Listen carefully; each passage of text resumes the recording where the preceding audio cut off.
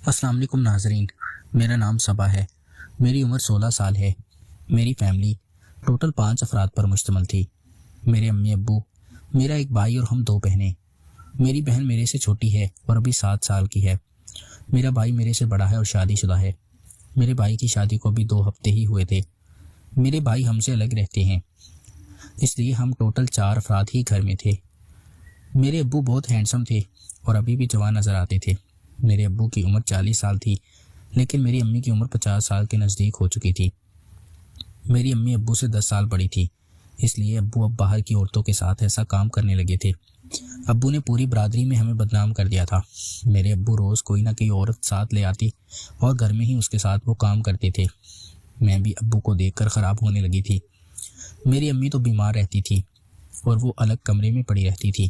میری امی کا ذہنی توازن ٹھیک نہیں تھا، اس لیے ابو ایسا کام کرتے تھے۔ میں بھی ابو کو کافی روکتی تھی اور ابو کو سمجھایا تھا کہ لوگ ہم پر کافی باتیں کرتے ہیں، آپ اس کام سے باز آ جائیں۔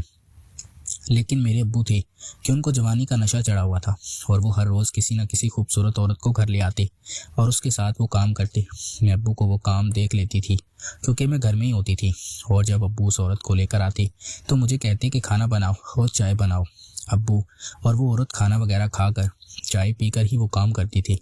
ایک دن جمعے کے دن ابو ایک بڑی خوبصورت لڑکی کو ساتھ لے آئے تھے۔ وہ لڑکی میری ہی عمر کی تھی اور تقریباً 16-18 سال کی لگ رہی تھی۔ دکھنے میں کافی خوبصورت تھی۔ میرے ابو کے پاس کافی پیسہ اور دولت تھی، اس لیے ابو عیاشی کرتے تھے۔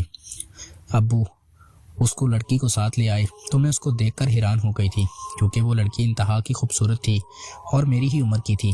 میں اس لڑکی کو دیکھ کر حیران ہو گئی تھی اور میرا بھی دل کرنے لگا تھا کہ میں بھی ابو کے ساتھ اس لڑکی کی طرح کام کروں، لیکن مجھے ڈر تھا کہ کہیں ابو مجھے مارنے نہ لگ جائیں اور مجھے منع نہ کر دیں، اس لیے میں چپ ہو گئی تھی۔ ابو نے اس لڑکی کے لیے کھانا وغیرہ بنوایا۔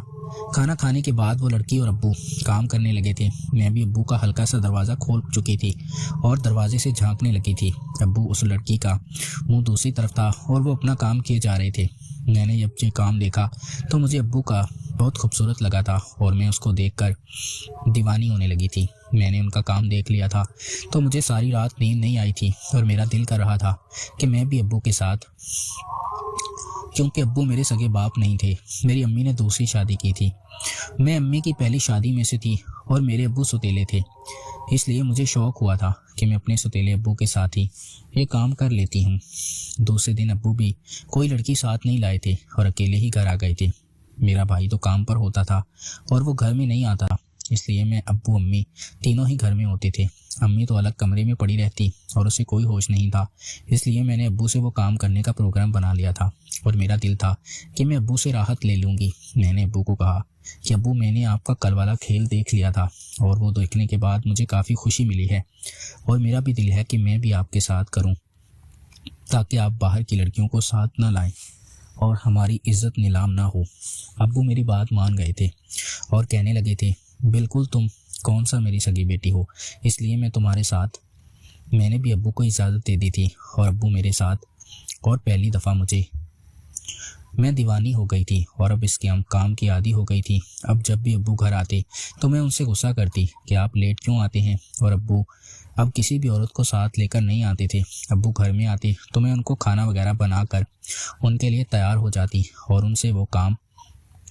ابو کی اب ضرورت پوری ہو رہی تھی اور ابو سدھر گئے تھے۔ ہماری برادری کے لوگ بھی باتیں کرنا بند ہو گئے تھے اور کہنے لگے تھے کہ اب صبا کا ابو شفیق سدھر گیا ہے اور وہ برا کام نہیں کرتا، لیکن ان کو کیا پتا تھا کہ ہم باپ بیٹی گھر میں ہی کیا گل کھلا رہے ہیں اور ہمیں اس کام سے کافی راحت ملتی تھی۔ ناظرین، اگر آپ کو یہ کہانی پسند آئی ہو تو ہماری ویڈیو کو لائک کر دیں۔ بہت بہت شکریہ۔